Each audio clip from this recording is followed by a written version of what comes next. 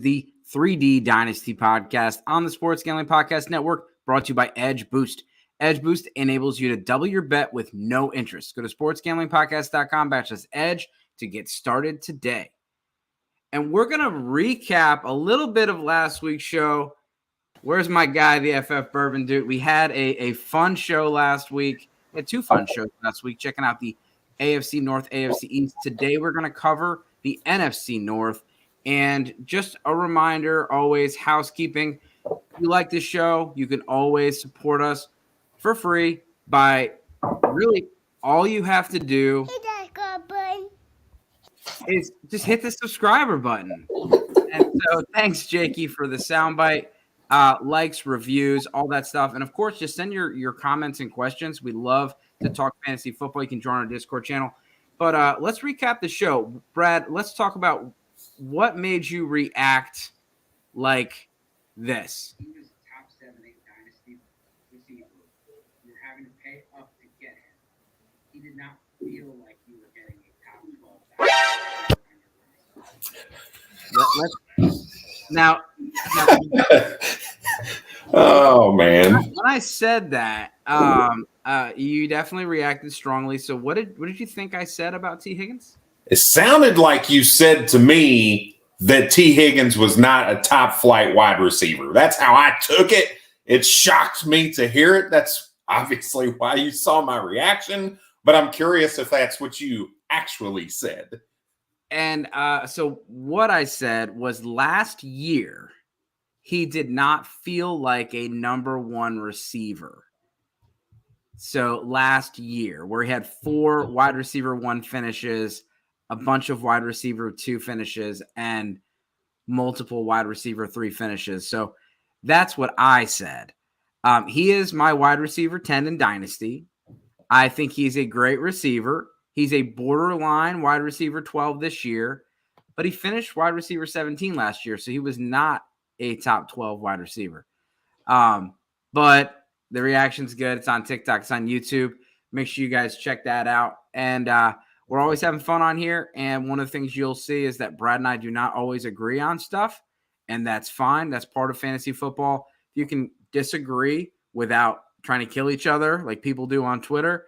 It kind of shows you guys are adults, and so we try to do that here on the show. But we're going to talk about the Chicago – Nathan, what's up, man? We're going to talk about the Chicago Bears. We're going to recap the Chicago Bears draft. We're going to recap their offseason. And we're going to talk about their dynasty outlook. But, of course, we're going to use Mike Clay's projections to talk about this year. Because, of course, in dynasty, it's all about the future, but you still have to play dynasty this year. And so to recap what the Bears were able to do this offseason, it starts out with the monster trade. They acquired pick 9, DJ Moore, and multiple picks after trading back from 1 thanks to Lovie Smith, who has a statue being framed up in his honor. So you got the big trade for all those picks and DJ Moore. In the draft, they picked up Darnell Wright, offensive tackle in the first round. Garvin Dexter, a defensive lineman in the second round. Tyreek Stevenson, a corner in the second round. Zach Pickens, an edge in the third round. Rashawn Johnson, 4th round running back. Tyler Scott, receiver, 4th round. Noah Sewell, linebacker, 5th round. That is Penei Sewell's brother, also in the NFC North. Terrell Smith, corner. Travis Bell, and then Kendall Williamson. And then to talk about their free agency, we talked about getting DJ Moore in the trade. They also got Andrew Billings.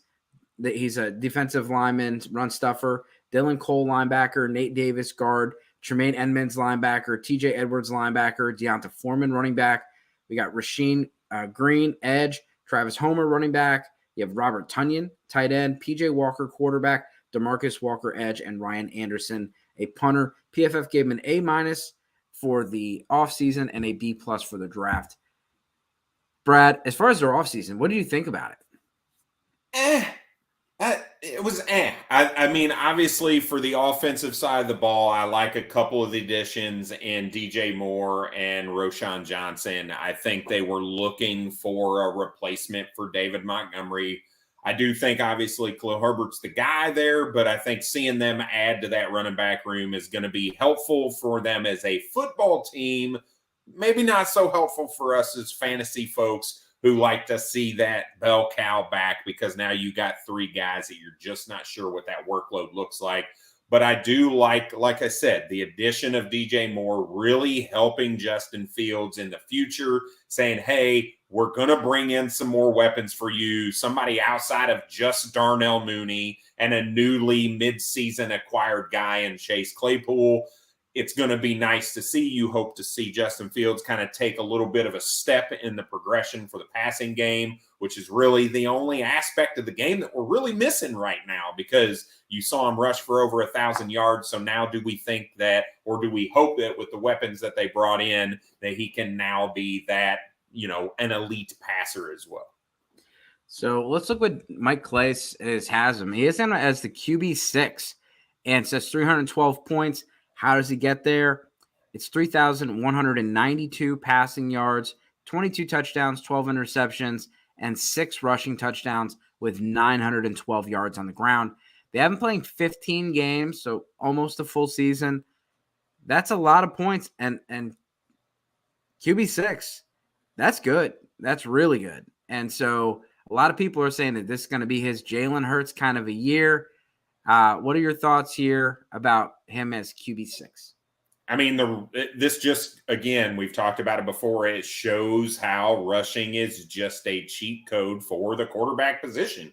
You see him go for 900 plus yards and 6 touchdowns on barely over 3,000 yards passing and just barely breaking 20 passing touchdowns. That's a lot of beneficial pimp points coming from the rushing side that he brings. And it's just, whether you think it's fair or not, it is what it is. So, yeah, I think that is well within the realm of possibility that you're looking at a guy that's top 10 strictly because of his rushing upside. I do think the one caveat, and scoring is always relevant when you go from one fantasy league to another league. In leagues that severely penalize you for fumbles, I'm in a league that is -4 points per fumble and minus an additional 2 if you lose it. So you could be down 6 points for any lost fumble. He had 17 fumbles. Not all of those were lost, but count it, 17 fumbles throughout the season. And if the scoring in your league is really detrimental for that, it's going to knock him down those rankings just a little bit. So be very careful with that. Yeah, no, I definitely understand that. And one thing I also understand is Edge Boost. This episode is supported by Edge Boost, and we talked about it earlier. Make sure you guys are checking it out. Edge Boost is the world's first bet now, pay later Visa card. Edge currently is offering $2,500 in betting advances, which can be extremely valuable tool. Imagine you had an increased bankroll, or you're trying to play the NFL futures and you don't want to tie up money until January. You get down on your favorite futures without tying up your bankroll. Double down on your favorite bets now and create an awesome middle or even hedge.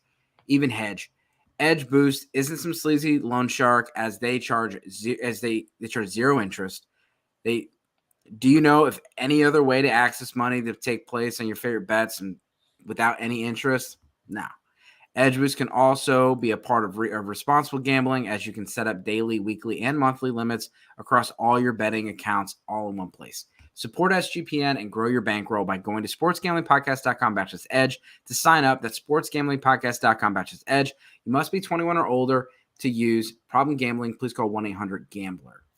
So as far as the running backs, I was having a conversation with Andrew today, and he said, why don't you have Rashawn Johnson a little higher? And I was like, I'm pretty high on Rashawn Johnson, but I'm not high enough, I guess. And so, Brad, I know Khalil Herbert has a place in your heart. And so what do you feel like when you see this? Mike Clay is saying Khalil Herbert is going to be the lead dog in this backfield, but he does say it's going to be a mess. Yeah, I think this is spot on. It's just going to be a mess. Do you really want to play any of these guys? No, I don't think so, because there isn't one that you know is going to be the guy in any given week. I do think Khalil Herbert is likely to lead them in carries, even though he's really the cheapest of the three, if you really want to think about it from a monetary perspective. They paid Deonta Foreman to come in. Khalil Herbert's still on his rookie contract. Roschon Johnson's on a rookie contract. So, is there a world where Deonta Foreman could lead him? Yeah, but I just don't see that. I think they like what they have in Khalil Herbert. They were comfortable with allowing David Montgomery to walk. I just don't have them very far apart. I've got Khalil Herbert at RB32 right now. I've got Deonta Foreman at 41 right now, and Roschon Johnson down at 52 right now. So, I mean, those things, it just, again, goes to say, even those of us who see, hey, yeah, we think we like Khalil Herbert a little bit more. I haven't been a huge fan of him, but the writing is there, I think, for him to lead. It's just there's not a whole lot of separation, whether you look at these projections here, whether you look at people's rankings, or even if you look at some of the OTA reports where they talk about, hey, all these guys look good. Well, this is not helpful for us right now in fantasy. So yeah, we'll know more as the season comes along. So if you have drafts later on, like, monitor this situation. And this could be a big win. If you get Rashawn Johnson in the middle of your second round, it ends up being the starter. It's huge. And so it is worth the risk where he's going. If you're having to pay up at the end of the first round, and that's a little too rich for me. And Khalil Herbert, I mean, if someone has Khalil Herbert, they most likely traded for him last season, hoping that he would be the starter this year. And let's be honest, we aren't fully confident in who's going to be the starter this year, or at least they're going to be, anyone's going to be worth it for fantasy football. And there's nothing saying they don't replace them next year. Rashawn Johnson, you got fourth round draft capital, pretty good. Deonta Foreman's a free agent next year. Khalil Herbert's a free agent in 2025. He's also, he's a seventh round pick. If not undrafted free agent. He's a free agent in 2025. So there's no certainty here. And Justin Fields is going to take a lot of that from them. What I can say is, in your best ball leagues or in your redraft leagues, if you get the cheapest guy, that might be the best bet. And so Rashawn Johnson is going to be the cheapest, most likely, and just get him. And so if, one of these guys goes down, everyone else gets a bump. And he might be one of those guys that ends up getting, a pretty substantial bump. And then Justin Fields, especially if your scoring is, 4-point touchdowns, that rushing is a huge, huge boost, and you're going to want to use that. And so let's go into the receivers, and they've really revamped this receiving room. Last year, they didn't really do anything to it. They got Velus Jones in the draft, got booed for their moves. And then they added Chase Claypool later on. I thought that was probably a bad move, but that's what they got. They just, don't dislike Claypool. I just didn't like what they paid for him. They paid pick 32, which I know the time they didn't know, but you knew it was going to be a pretty early second, and it was just an overpay. But Claypool, DJ Moore, Darnell Mooney, Equanimeous St. Brown, Velus Jones, Tyler Scott. This is a much better set of weapons for Justin Fields this year. And he did show some progress last year. I know most of it was on the ground, but you did see some progress with him, and you saw some progress on the offensive line. And talking about the offensive line, I love the moves they made on the offensive line. Being able to get Darnell Wright, one of the best pass blockers in the draft, going and making some moves on the defense, on the defensive line. The team is focused on building in the trenches, but really did a nice job at adding some pieces to support Justin Fields, not only with weapons, but also the offensive line and the running game. So DJ Moore's projections, 58 rushing yards, 64 receptions, 926 yards, and 7 touchdowns. 7 touchdowns would be huge. DJ Moore, he's typically been 4 touchdowns every year. But he breaks it here, but he doesn't get the yardage or the receptions. 64 out of 112 targets. That's not saying a lot of good things about Justin Fields and his accuracy. And DJ Moore has typically had much higher than a 50% catch rate. But 22 as far as his rank in PPR, that seems a little low for me. Chase Claypool, 53. Equanimeous St. Brown is 132, and Darnell Mooney, 63. So really the only guy you're interested in is DJ Moore. And when it comes down to it, the other guys, it's really going to be hard to play them on a weekly basis. This is a team that is a very low pass volume team. And as far as, Justin Fields, we still haven't seen it. And if we're going to see him produce through the air, it's going to be hard for him to support more than one receiver than he's doing currently. And so I would say DJ Moore is someone I'm interested in, but really at the price point, it's hard if you're going to get, wide receiver 22, because he is still going for a pretty substantial price. Look at the running backs, Herbert, Rashawn Johnson. They're both going for a similar rate, whether it's a late first, early second in your super flex leagues, late first in your one quarterback leagues. It's still a little high. Like I feel like some of these guys are really harder to acquire because of their price. And so, like Nathan, it's going to be hard to get all these running backs. Someone's going to miss out, and we'll see injuries happen and things like that. But if they're all healthy all year, it's going to be a mess. So, Brad, thoughts on the well, let's real quick. Let's check in with the sponsors, and then we'll get back to the wide receivers. All right. So we've talked about bets in here, but guess what? I started my best ball drafts and I only do them with Underdog Fantasy. And guess what? We're brought to you by our friends at Underdog. So Best Ball Mania 4 is here, and Underdog Fantasy is giving away $15 million in prizes. Plus, they have plenty of ways to win with NBA, NHL, and MLB player prop parlays as well. So all you got to do, head over to UnderdogFantasy.com and use our promo code SGPN for 100% deposit bonus of up to $100. Again, that's UnderdogFantasy.com, promo code SGPN. And let's talk about Cole Kmet. So Cole Kmet, tight end 13. They have him getting 54 receptions, 578 yards, and 4 touchdowns. Not really a great end-of-the-year line. And, really, we don't care about the end-of-the-year line. We want to know what's he going to do on a week-to-week basis. And if you chop those numbers up and divide them by 17, not great, Bob. Cole Kmet, he's been someone that, people have been excited for last year, kind of like he's going to be the second guy in town. So kind of like what everyone's doing with Che Okonkwo right now. He's the second guy, so he's going to be really good. We assume that he's going to be really good, but it's also a really bad offense. And Cole Kmet is going to be third, maybe fourth, maybe fifth on the totem pole here as far as, passing. And there's not a lot of food on the table with only 274 completions. So what are your thoughts on Cole Kmet? Is he someone that you're interested in trying to acquire right now?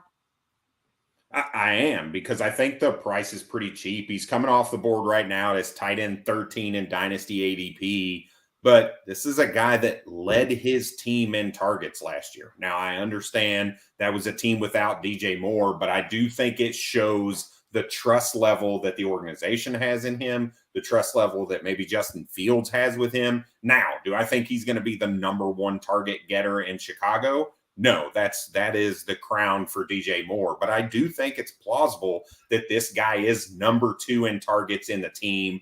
Nobody's going to convince me that EQ or Velus Jones or Tyler Scott or Chase Claypool are going to beat him out in targets. There's a chance Darnell Mooney does, but I think there's just as likely of a chance for Cole Kmet to be the second in targets. And on a team that has the passing volume that they have, the small amount we're looking at 439 attempts. That is not a lot. So you need this tight end to be in the top 2 target getters to really even be a plausible guy from a week-to-week basis. And I think we saw some weeks from Cole Kmet last year that we were okay with. So I do think for the right price right now, Cole Kmet is a guy that I'd be okay with on my dynasty squad. Yeah, and those numbers that we said were a little low. PJ Walker is also playing 2 games, so we'll just say 500 attempts and 310 completions for Fields if he plays all 17. So let's move on to the next team. Let us know what you think about the Chicago Bears and who's going to be their running back 1. The Detroit Lions. So they had a very interesting offseason. This team was really becoming one of the fun teams last year. They narrowly missed the playoffs, but they finished on a high note. They made sure the Packers did not get in. Even though they had nothing to play for, they still made sure the Packers didn't get in the playoffs. And their draft got a B+. Mixed reviews on their draft. They traded back from the 6th spot to the 12th spot and took Jahmyr Gibbs. Shocked everybody. This is probably the biggest shock of the draft. And then maybe the second or third biggest shock of the draft was Jack Campbell going at the 18th spot. So they got a really big athletic linebacker. You think like Tremaine Edmonds kind of a guy? That's this guy. He's huge. And then you get Jahmyr Gibbs. Super athletic also. Yeah, and you get Jahmyr Gibbs is the the weapon on offense. They talked a lot about how they're going to use him as a weapon, not just running back. And they got Sam Laporte at tight end, Brian Branch at safety. A lot of people had him in the first round.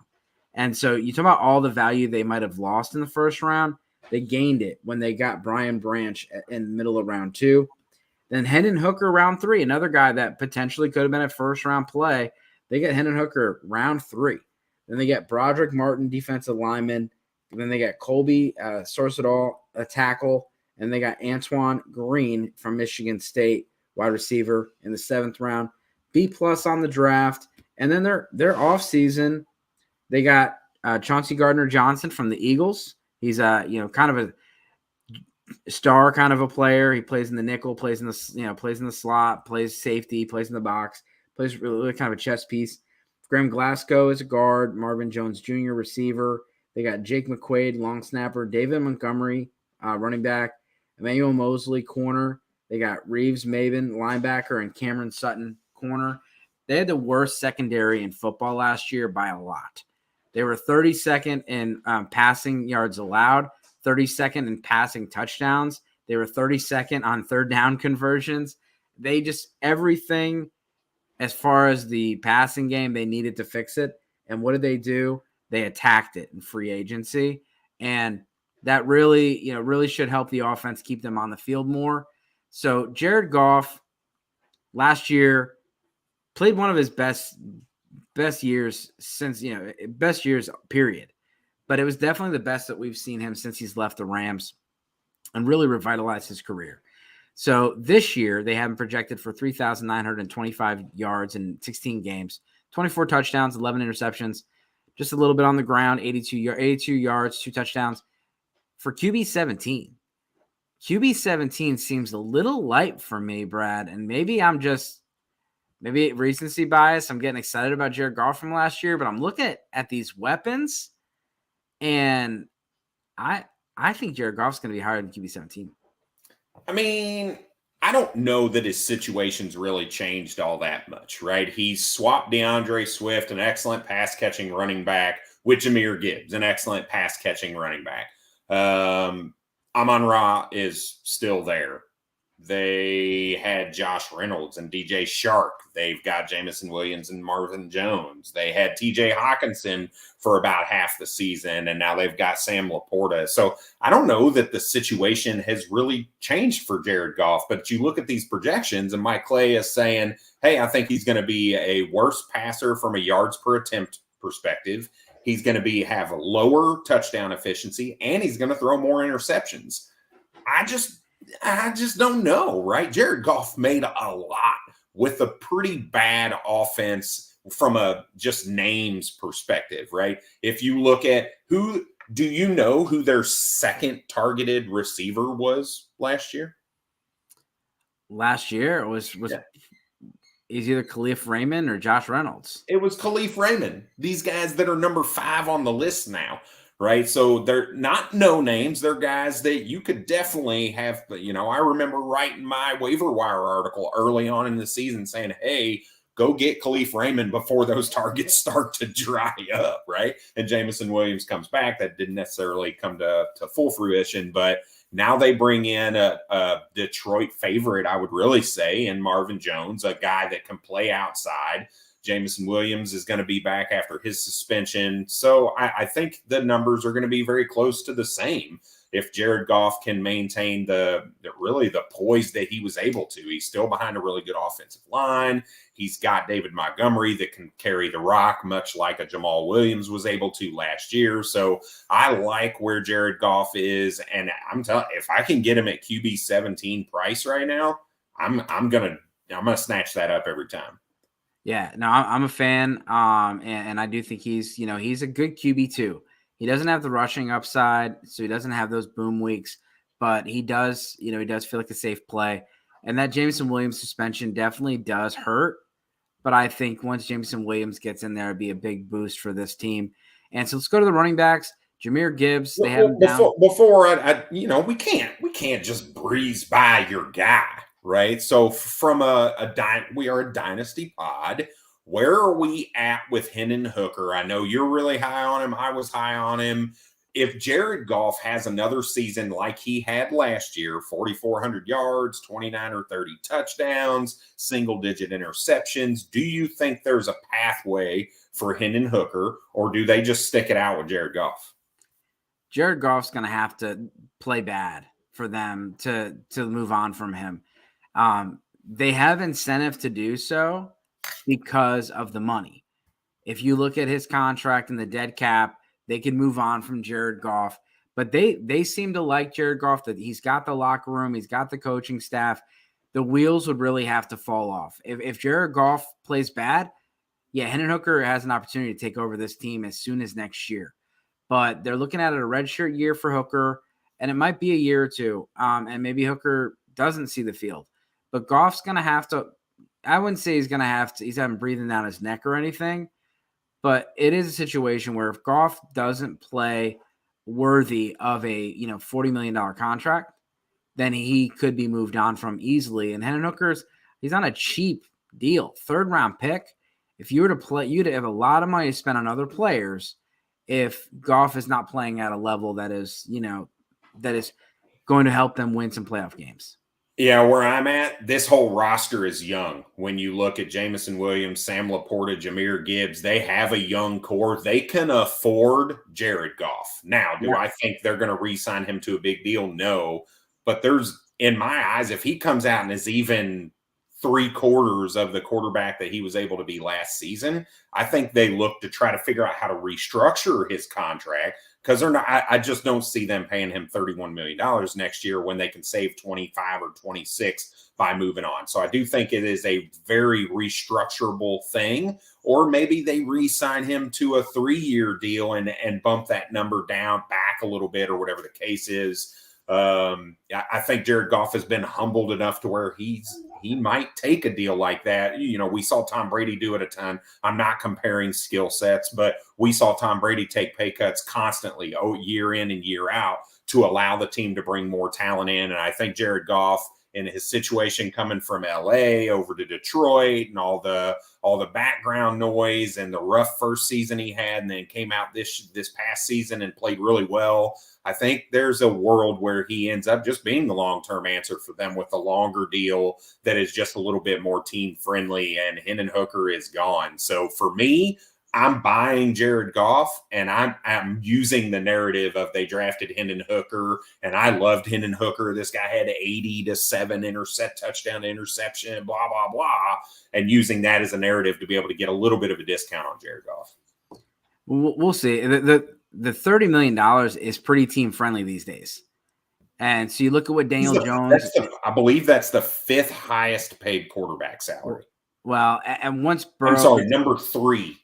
Once Burrow gets paid and these other guys get paid, they're coming. But I mean, number 3, Lamar Jackson, Josh Allen, Patrick Mahomes. I mean, there's definitely people making more money. His cap hit for this year is number 3 among the quarterback positions. Gotcha. According to Sport Track. Okay. We're talking about next year's cap hit, and I don't know what that is. But, I mean, the team, as far as a team-friendly deal, I mean, Goff definitely doesn't seem like he's going to stick him for money, but we'll see. Running backs, Jahmyr Gibbs, 741 yards rushing, 167 attempts, 190 for 777 for David Montgomery. All of them 7 touchdowns. And then you got the receiving. So this was 47, 378, and 2, which seems a little low. Bijan Robinson had actually more receiving work when we looked at what the Falcons are going to have. And then David Montgomery, 36 receptions, 276 and 1. And so Montgomery, looking at the stats, I was looking through some, advanced stats today on PFF, and Montgomery was much better than people give him credit for last year, as far as an explosive run rate, as far as elusive rating, as far as forced missed tackles. He was one of the top 10 running backs in almost every major category, and he still had to go somewhere else to find a job and didn't really get a lot of money. But Montgomery kind of gets that role that Jamal Williams was in last year, and Jamal Williams was an absolute league winner. And David Montgomery right now, I think he could be a league winner, and not that he's going to be a top 10 running back, but I think he can be a top 25 running back. I think he can score enough points, get enough of the rushing, get a little bit of the receiving, and you're literally paying nothing. Like, you could get David Montgomery for a late second, early third in your Superflex drafts, maybe even cheaper. I have him in a couple leagues, and I'm just going to hold on to him because no one's going to give you enough, and I think he's going to be more valuable on my roster. And he's still not he's not old running back. He's 26 years old. I'm fine with Montgomery. And what are your thoughts here, Gibbs and Montgomery? I think Montgomery is, you may have said this, or maybe I heard it in my mind because I was saying it over and over. This is one of those late round running backs that is a league winner for you. I think that the top 25 is, to me, the basement for David Montgomery. I think this dude is putting up top 12 numbers. I think he's a better runner than Jamal Williams. Now, I don't know that he's going to get to that 17 touchdown mark. That is unsustainable for any running back. But I think he is going to powerhouse through the carries. He's going to lead this team in rushing attempts. I think Jahmyr Gibbs is really going to fall into that DeAndre Swift role. I do think he's going to have more rushing attempts than what DeAndre Swift did last year. But I think the first go-to guy on first and second down is going to be David Montgomery. I think the red zone guy is going to be David Montgomery. He's a tackle breaker. He can run between the 20s. He can do everything for you, and it really gives you a weapon that teams just don't maybe plan for necessarily. So I think this guy is definitely somebody I am targeting because he's got, like you said, he's got a pretty decent deal, a 3-year deal to be here and be the running back to split carries with Jahmyr Gibbs. And that, at the price that you're getting right now, I think it's an absolute buy. Yeah, I'm definitely looking to acquire Montgomery while everyone's going after Gibbs. And I like Gibbs. He's just, you're paying up for him. You're not paying up for Montgomery. And this is a team that brought back, Jim Bob Cooter, the offensive coordinator, and he does like to run the ball. They had one of the highest rush attempts, in the red zone than anybody, and they converted a lot. This is the best offensive line that Dave Montgomery has ever played behind. By a long shot. And this is a good offense, so I think he's going to be a good performer. I know the PPR upside isn't necessarily always there with him, but he's a good running back. He averaged about the same yards per carry as Jamal Williams did behind an offensive line that could just absolutely demolish Chicago's offensive line. Yeah, and Jamal Williams got a lot of his points because he had 17 touchdowns last year. Yep. It wasn't that he was running for 100 yards a game. He just was scoring touchdowns. No, but he was still a 1,000-yard rusher. Yeah, he was a 1,000-yard rusher, and he scored in every single week. Yeah. And I picked him up off the waiver wires after week 1. So running receivers, we kind of brushed on a little bit. Amon-Ra St. Brown is still the guy. 95 for 1,038 and 6 touchdowns. PPR wide receiver 8. That's pretty good. Then you have Marvin Jones, Jameson Williams, not much production. Jameson Williams will be someone that people will be talking a lot about. Jameson Williams is going to be a steal in your drafts because he's not playing until week 7. And his ADP is going to show that. But Brad, this happens every year, whether it's a suspension or an injury, and there's a guy that doesn't play until week 7 or 8, and everybody's got him on their sleeper list. And I just can't remember a time it ever worked out. These guys come in, they get hurt, it takes a while for them to get going. It never seems to work out. I mean, Hopkins was pretty good last year when he came back from injury. Yeah. Well, I think the difference is the age, right? So Jameson Williams is crazy young. If you're drafting him in Dynasty, it's for the longevity. It's not for this year. Now, where that comes to play is wide receiver 36 right now, according to DLF ADP for Dynasty, is a little rich for me right now. He's going above guys like Rashad Bateman, above guys like, okay, maybe it's not. Maybe that's about right. Maybe 36, because I was going to say there's guys below him, but I was looking at it reverse. The guys below him, Christian Kirk, Mike Evans, Rashad Bateman, DeAndre Hopkins, Keenan Allen, like, okay, if I'm trying to build a squad that I'm trying to win now, I can understand those guys being ahead of him. But if you're trying to have a healthy mix of youth and experience, I think 36 is pretty close for Jameson Williams. And I'd be okay. You just have to understand this year is not the year that he's going to burst onto the scene. The other thing to keep in mind is maybe you let somebody else take him and then you go and revisit in week 4 and say, hey, man, you know what? My team's not all that great. You're looking pretty good. Let me get Jameson Williams and give you a piece. Let me send DeAndre Hopkins over for Jameson Williams, right? And a pick. And you try to play that in-season hype of how well an older player is playing versus the forgotten man of Jameson Williams who hasn't taken a snap yet. And you might be able to get him at a little bit more of a discount in season than you would at draft day. Last thing on the receivers, anyone you're interested in other than Amon-Ra St. Brown? Not even close. All right, let's go to the tight ends. Sam Laporta, this guy really was a riser. I mean, he was on a lot of people's top 5, top 6 boards, but the combine, the Senior Bowl, I mean, he just did everything right this offseason, and he ends up a pretty high draft capital in the second round here. And you got 38 receptions, 424 yards, 3 touchdowns, tight end 28. There's no rookie tight end that you should really be counting on year 1, period. Kyle Pitts was the best tight end we've seen in a very long time. And he got 1,000 yards. That didn't happen since Mike Ditka. I mean, this is a long time since you've seen that kind of production. You've seen some top 12 running tight ends, but you've only seen 4 in the last 20 years. And so it's really hard unless you're playing a 2 tight end league to start any of these guys. And 2 tight end league, that just sounds like a fantasy football punishment. Sam Laporta is one of my favorite guys to get in the second round. You can get him in the mid-second, late second, and especially in your tight end premium leagues. He's a great guy to stash behind your Darren Wallers and your Zach Ertz and some of your older tight ends. And should be a good tight end moving forward. Any thoughts on Laporta this year as well as Dynasty?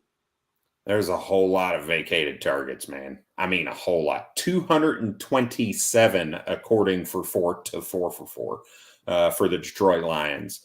I think there's a world where Sam Laporta is the second option for the first 6 weeks of the season, to be honest, because Jameson Williams suspension, is Marvin Jones and Josh Reynolds good enough to keep Sam Laporta from being able to get some of those catches and those targets and opportunities? I don't know.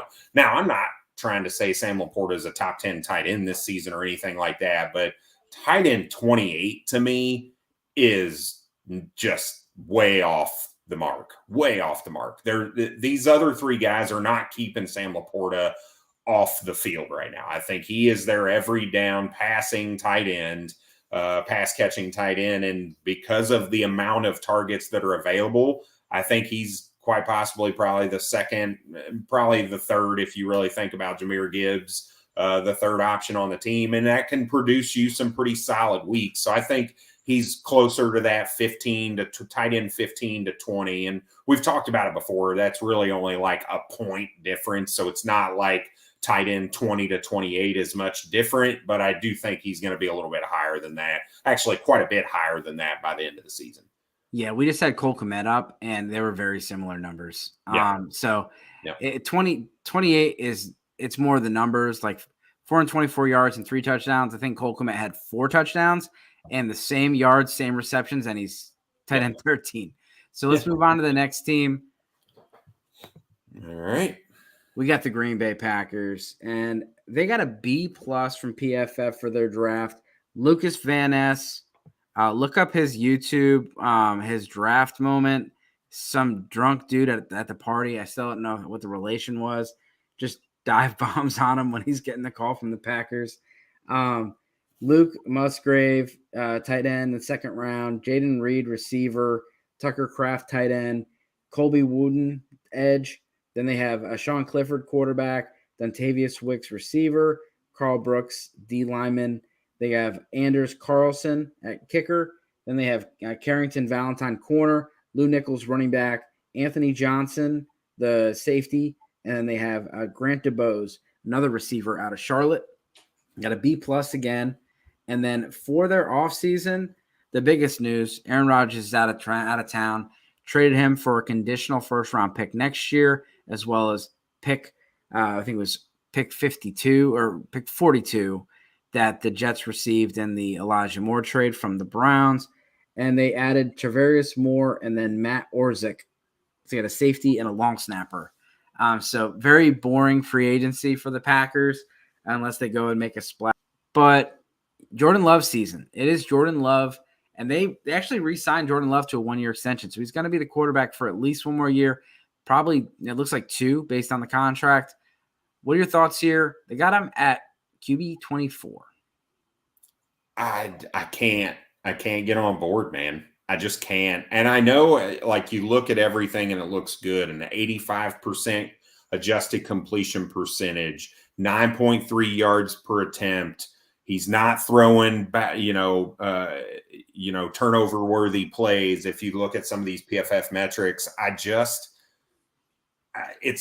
you're missing that wow factor for me. And, to me, that means you're going to have gets replaced. So I can't get on board with the Jordan Love hype. I'm not going to pay for him. If he gets thrown into a dynasty trade and a super flex league, I will, take some interest in it, but he's not a guy I'm looking at. And quite frankly, the Green Bay Packers in their entirety is not something I'm looking at because I don't know what's happening. Like, well, you just don't know. So I'm a little bit more optimistic on the Packers than Brad is. And we've talked about this. We definitely won't need to spend 15 minutes on Musgrave and Kraft this time. But the Packers are going to look different for sure. And we'll see. They're expected to be pretty heavy on the rushing game, which leads us to Aaron Jones and A.J. Dillon getting well over 300 touches between the two of them. And Aaron Jones heavily involved in the receiving game. A.J. Dillon also heavily involved in the receiving game with a running back 1 and a running back 3 finish with those two running backs. Jordan Love looks like they have him as kind of a game manager in this scenario. And he's got a pretty young crew. I mean, this is a young team minus Aaron Jones. Jordan Love, young. He's only had 1 or 2 career starts. Then you have Aaron Jones, who's on the last year of his contract with the Packers. A.J. Dillon also on the last contract. And then they have Christian Watson, first-round pick from last year, or high second-round pick. Jaden Reed, second-round pick this year. Romeo Dobbs, I think, was a 5th. Then you have Dontavius Wicks. We just said that he was a 5th-round pick. Samari Torrey, and then you have Grant DeBose. So with the running backs, are you interested in trading for any of these guys, Aaron Jones or AJ Dillon? Yeah, if I'm trying to win now, Aaron Jones is the guy, right? I think you can get him fairly cheap because of the fact that he's older and he's in the last year of his deal. So he's going to be virtually free next season. Think about Ezekiel Elliott and some of these, Kareem Hunt, some of these other guys that, are still not even on a team yet. I think that could be a situation you see Aaron Jones in just because of the way the running back market is. I'm not saying it's right. I'm not saying he shouldn't be on one, but it would not shock me if he goes unsigned through camp next year. If Green Bay doesn't figure out a way to kind of keep him. So right now I'm using that. I'm trying to buy him because he's the only piece of the entire Green Bay offense that I'm interested in. I don't want any wide receivers, any tight ends, but Aaron Jones at the running back room, that's what I'm looking at. Yeah, and Christian Watson, I like Christian Watson, but I do know the price is a little higher for him. But Christian Watson is an explosive player. He was hyper efficient last year, but he also was an explosive player. And so we talk about, what kind of, what are the weapons on this offense? He is probably the biggest weapon on this team other than Aaron Jones. And Christian Watson is going to be their leader in targets, according to Mike Clay. 109 targets, 69 receptions, just under 1,000 yards, and then 6 touchdowns. And, I can see that. And so that's a top 20 finish. And I can see this happening here. He's gonna be a target hog in this roster, and he's got the big playability. Jayden Reed, they have him as the number 2. And so when we looked at some of the other rookies, this is pretty high production here.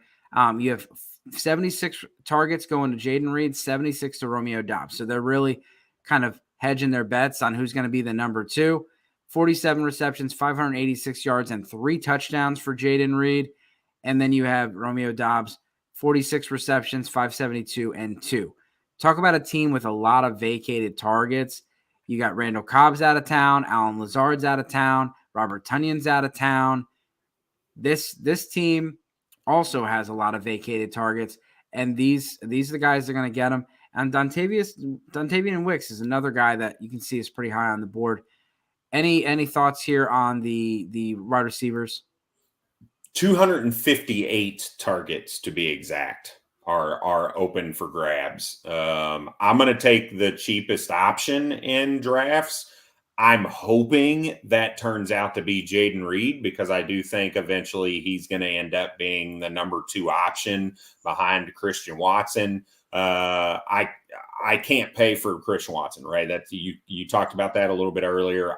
He's going to be one of those guys that I'm likely going to miss on because he's going to hit or he won't hit or whatever. If he does, if I want him, I'm going to pay that up price, but I don't want to get caught with my pants down around Christian Watson and the whole entire team around him changing. So. Yeah, and for me, Jayden Reed has become one of my favorite round 2 picks, and I do think you can get some early production out of him. This guy has an early breakout age. He was a very productive player at not only at Michigan State but at Central Michigan. And his year last year wasn't as good. Michigan State really was a mess, and Jayden Reed suffered because of it. But this guy still had very high draft capital, which shows me that NFL teams really believed in him. Bucky Brooks and Daniel Jeremiah were very excited about Jayden Reed, and he was just one of those guys that really can create a lot after the catch and do a lot of the underneath stuff, while Christian Watson's more of your deep play guy. So I'm going to put you to the test. Jayden Reed or Marvin Mims? Yeah, I knew you were going to go there, and so I'll take Jayden Reed over Marvin Mims.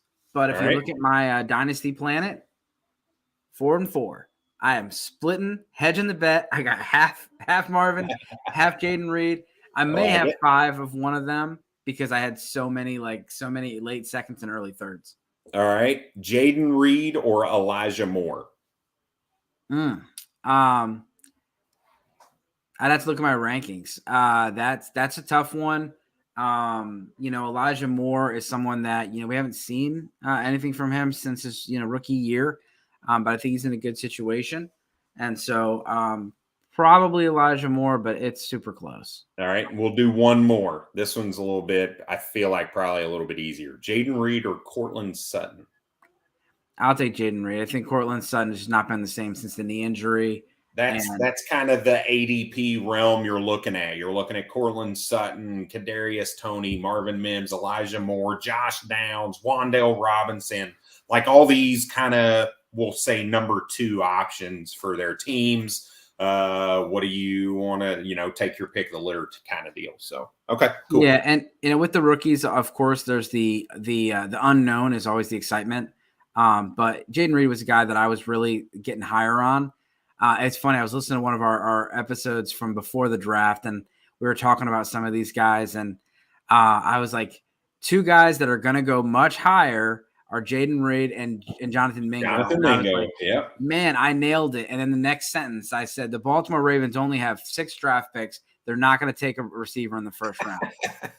So I was talking about day 2 options, for the Baltimore Ravens, and they drafted one of the first.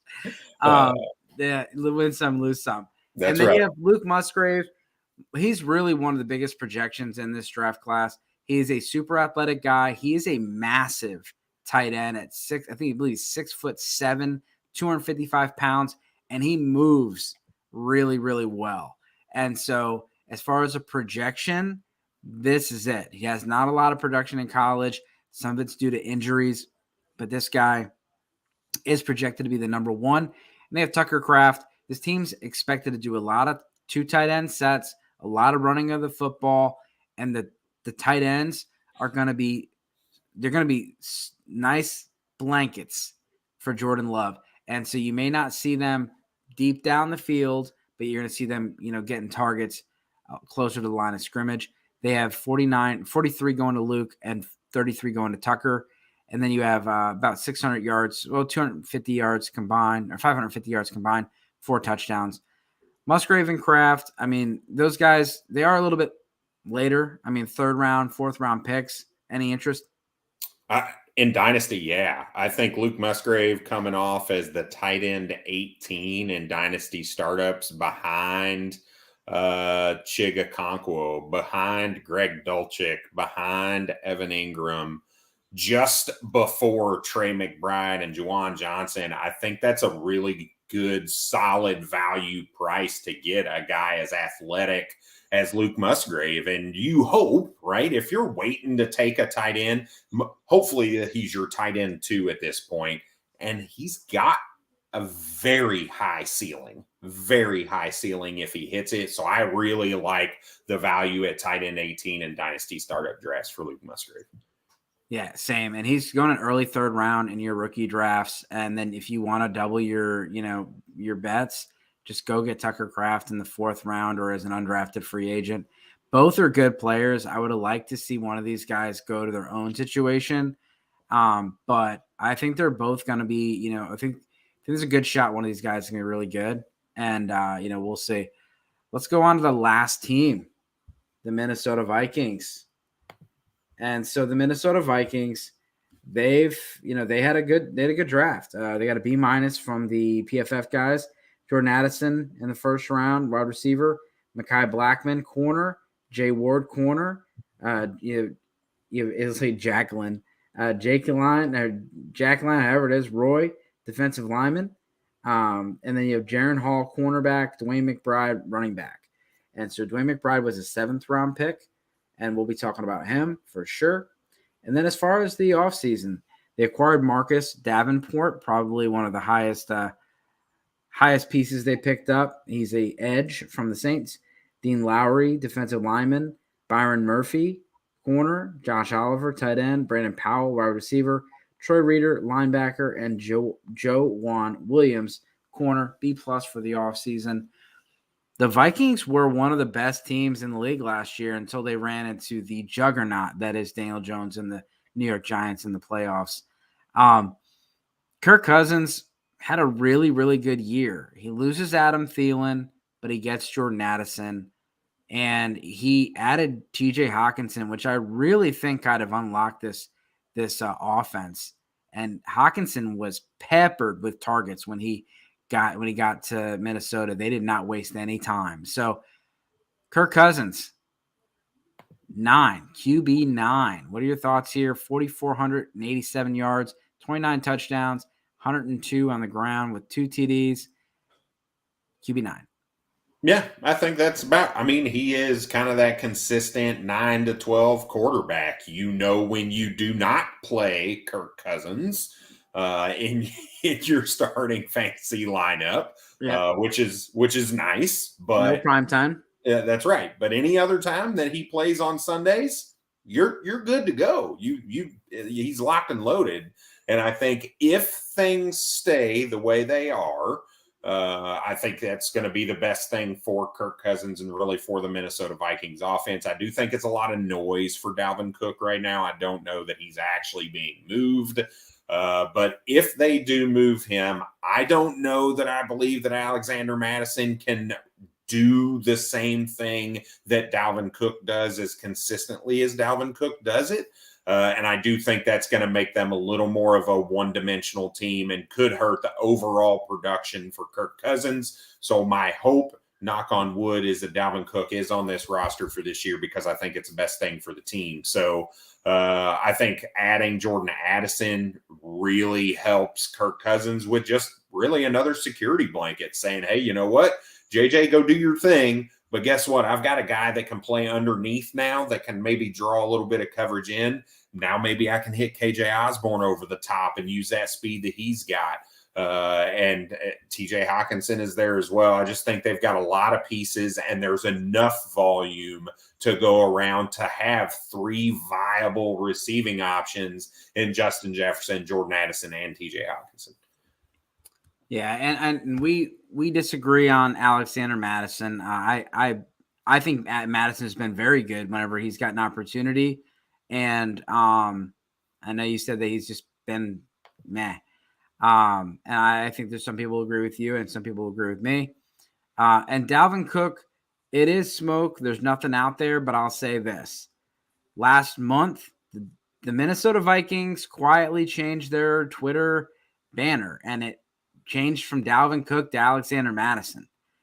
Dalvin Cook is in South Beach training with all the Miami Dolphins, including the guy that trains more than half the Miami Dolphins. He's publicly said he wants to play with the Bills or the Dolphins. There's a lot of smoke. And when there's this much smoke, there's typically a fallout. I mean, the tweets that I was reading the other day, I was like, man, did Dalvin Cook get released? Like, they're talking about, like, life without Dalvin Cook, the Vikings post Dalvin Cook. I'm like, it didn't happen, did it? And so I thought it happened based on what I was reading. It has not, and Mike Clay's projecting it to not happen. These projections are about a month old, and he has Dalvin Cook for 1,000 yards, 37 receptions for 289, so about 1,300 yards all-purpose with 9 touchdowns and RB14. And so Alexander Mattison, only 377 yards and 102, 4 touchdowns, RB59. The problem is all the smoke here, your buy low window on Alexander Mattison is out. Now you have to, if you believe in Alexander Mattison, and how about we started an auction the day that all these rumors started, and I have Alexander Mattison up on the block and everyone's starting to bid it, and the guy's like, hey, man, thanks for sharing all that Alexander Mattison stuff. I'm like, yeah, you just bid him for 12,000. Thanks, JB. But, yeah, like Alexander Mattison did get a lot more work last year, and it really did help Dalvin Cook. Dalvin Cook played the first time in his season, first time in his career that he's played a full season was last year. He did go into the playoffs banged up with a shoulder injury. That's been a nagging shoulder injury for a few years now. But Alexander Mattison's still young. He's 25, and he definitely has some juice. And if he does gets the workload, he's proven that he can get RB1 finishes if he gets 15 plus touches. There's nobody else I'm interested in except for Dwayne McBride, who isn't even on this. Yep. He's a 4th round stash that I've been picking up in all my leagues. because Kene Nwangu is just a kick returner. CJ Ham's a fullback. Ty Chandler is interesting in your really super deep leagues, but I've been getting Dwayne McBride in the 4th round, like constant. Yep. And for me, he's one of those guys. If Dalvin Cook goes, I'm moving him immediately. I'm going to take the jump in value. I'm moving him, and we're just going to go from there. But I'm going to read some price check results, and this is why you can sell Alexander Mattison if you don't believe in him, or even if you just want to sell him because he's an extra piece, you don't want to gamble. Over 2,200 votes, Dalvin Cook 55%, Alexander Mattison 45%. Alexander Mattison 54 over Pacheco 46. Charbonnet was 51, Alexander Mattison 49. Alexander Mattison 63, David Montgomery 37. Alexander Mattison 54, James Cook 46. Alexander Mattison 57, Devin A-Chain 43. Alexander Madison 70, AJ Dillon 30. I think we might have got another Brad meme. Oh, you definitely did. I mean, it looked like you were going to throw up. Yeah, this is disgusting. This is ridiculous. Well, you did not like Alexander Madison before all this hype. That's true. That is true. Over David Montgomery. What? Yeah. Alexander Madison over Kamara, 56-44. Kendre Miller, 51-49. Madison over Brian Robinson, 77-23. Alexander Madison over your boy Antonio Gibson, 65-35. Alexander Madison, 77. Khalil Herbert, 23. Alexander Madison, 72. Roshan, 28. Alexander Madison, 68. James Conner, 32. Madison, 77. Bigsby, 23. Madison, 89. Spears, 11. Alexander Madison versus P. Ryan. What do you think that one is? Madison and P. Ryan? Oh, I would think that should be close to 50-50, but it's probably, based on what I've heard, it's got to be 70-30. It is 89-11. Yeah. Madison. I'm not buying it. This dude for the last 2 years has been sub 4 yards a carry. He does not look, he's not even remotely close to this. I don't want to go down the rabbit hole. Wow. So, we'll have to do another show on Alexander Madison. Yeah. And then Brad's going to have to buy an Alexander Madison jersey when it's an RB1 week 1. Yeah. So Jordan Addison was a guy that we were much higher on than the consensus. Some people had him at 3 or 4. We were pretty. He's either 1 or 2 all offseason for us. He ends up being one of the top guys off the board, and he's projected to be the most productive of all the receivers this year. A lot of the money line, a lot of Vegas lines have him being the most productive, and he walks into a great situation. He's got a good quarterback, pass-heavy offense, and he's next to Justin Jefferson, so he doesn't have to be the one. And all the defenses are going to be focused on Justin Jefferson, TJ Hawkinson, and then Jordan Addison can do all the other stuff without having to be the guy. 57 receptions, 766 yards, 5 touchdowns, wide receiver 42. I think he can get higher than that. I think those are pretty good numbers, but I still think he can get over 57 receptions, get into that 70 receptions, over 800 yards, and get those 5 touchdowns, get it to be a wide receiver 3. Yeah, that catch rate scares me a whole lot. 57 catches on 91 targets. I do think there's a chance that he's over 100 targets, not because I don't think TJ Hawkinson or JJ will be over 100, but because just we talked about earlier, the sheer number of passing attempts that I think the Minnesota Vikings are gonna end up with this season is going to allow him to be up over the 100 target mark. And my other benchmark here is, look, I know they're, it's apples to bananas. It's not the same thing. But if I can watch George Pickens in his rookie season go over 800 yards, a guy like Jordan Addison who can separate much better than George Pickens. He's not as explosive as Pickens. Obviously, he doesn't have the crazy catches and all that. But a guy with the route running chops of Addison should be able to do the same, if not better, in a very pass-heavy offense. So, any interest in KJ Osborne? no. All I will right. in best ball. I think best ball, there's a world for him, but not on my dynasty squads. Let's go to TJ Hawkinson, tight end 3. I love TJ Hawkinson, and I love getting him in my dynasty startups. Get him in, you get him in the 5th round. I think that you're going to get very good production for a long time. He's just hitting his prime, and he's in a great spot here. And I don't see any reason why he shouldn't. 75 receptions, 846 yards, and 6 TDs.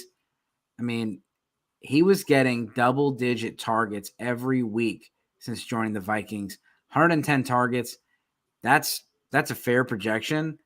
I think it's over 75 receptions, over 846 yards, over 6 touchdowns, and I think he's a dark horse candidate for TE1. Yeah, I need to see a little bit more from it. It would not shock me based on the volume. 92 targets this guy had with the Minnesota Vikings. But let me read this. 92 targets in 8 games? Yes. That's 8 games. Project that's 160 targets. Yeah, but hang on a second. Let me read something. So 10 targets for 45 yards and no touchdowns. 45 yards. 8 targets, 34 yards. 8 targets, 33 yards. 12 targets, 59 yards. The volume is there. You chase that out. That was his first month with the Minnesota Vikings. Yep. And I'm not saying to fade TJ Hawkinson. I'm not saying any of those things. I'm just saying you don't have over expectations with TJ Hawkinson right now. While he may get the volume, he does. There's a little bit of scariness with me just with the depth of target that he's getting right now, which is very low. Yeah, and you want air yards. When we looked at it, looked at tight ends, you want targets and you want air yards. Those are going to be your predictors. You have to have both. You're not going to, if you want to have a good, consistent, season the next year, those guys that show up, there's always 1 or 2 guys that show up that have 50 receptions and they're a tight end 1. It's because they had a ton of touchdowns. Eric Ebron, Robert Tonyan, Dawson Knox, these guys that have a lot of touchdowns with 50 receptions. So, yeah, you're going to want to see that. But yeah, I did want to point out that he's finally got an offseason to go through with Kirk Cousins and really be instilled in this offense. They wanted to get him going fast, and he got 10 targets. He only caught 4 of them. Kirk Cousins and him literally had like one practice, a walkthrough, and then he was out there. But he went 9 for 9 in his first game with Kirk Cousins. Oh, 9 for 9. There you go. Yeah, caught all 9 balls. So, yeah, and so that's the NFC North. It's been always a lot of fun. Make sure you check out our AFC series. We've got the East, the North, the West, and the South already out. This is our first NFC episode. On Thursday, we'll be taking care of the NFC East. Let's do the East. Sure, let's do East. Well, yeah, let's do the East and take care of my Giants. I like it. One more thing I do just want to get to. We haven't been talking a whole lot about betting, but look, the NBA Finals are going on right now. Tomorrow, we got Game 3 between the Nuggets and the Heat. And again, one of our sponsors, Edge Boost, give you that opportunity to kind of increase that bankroll a little bit. If you take the Denver Nuggets at -2.5, you put $20 on there. The payout is not great unless you use Edge Boost, which will double your winnings. So make sure you check that out. Make sure you go to sportsgamblingpodcast.com/edge to sign up today. All right. As always, good luck this season.